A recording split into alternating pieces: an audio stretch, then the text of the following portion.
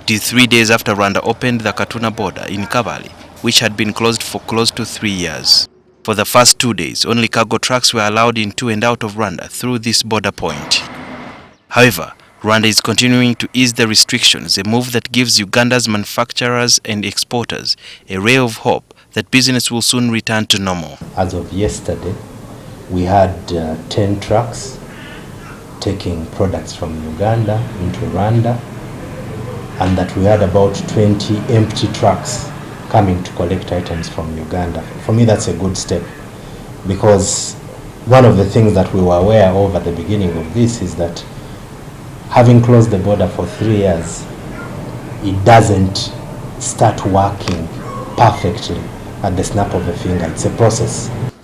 According to Birungi, some of the manufacturers have entered Rwanda to assess the situation. I've spoken to about 20 members who say they already have teams in Rwanda or on the way to Rwanda to get some of these things out of the way.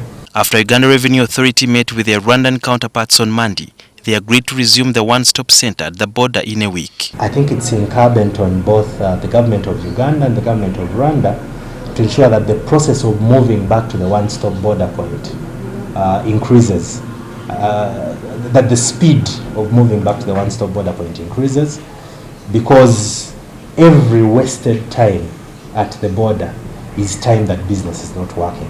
Although there are no reports of many Rwandans entering Uganda or of when the border differences between Uganda and Rwanda will be resolved, the manufacturers want government to keep updating the public. Governments on both sides give us a roadmap to understand when is it that we can say that in a period of 3 weeks, 4 weeks, a month, we shall be certain that we will be back at normal levels. Although business remains slow at Katuna border 3 days after opening, Rwandans and Ugandans, especially the business community, are yearning for cogent information about this matter and when everything will normalize. This is because it will help them prepare in advance. But what it remains like now is that information about this border point in Uganda remains a preserve of the Command of Land Forces, that is Lieutenant General Muhoozi Kainerugaba, who spearheaded the talks between Uganda and Rwanda that are yielding results, but Ugandans are expecting more.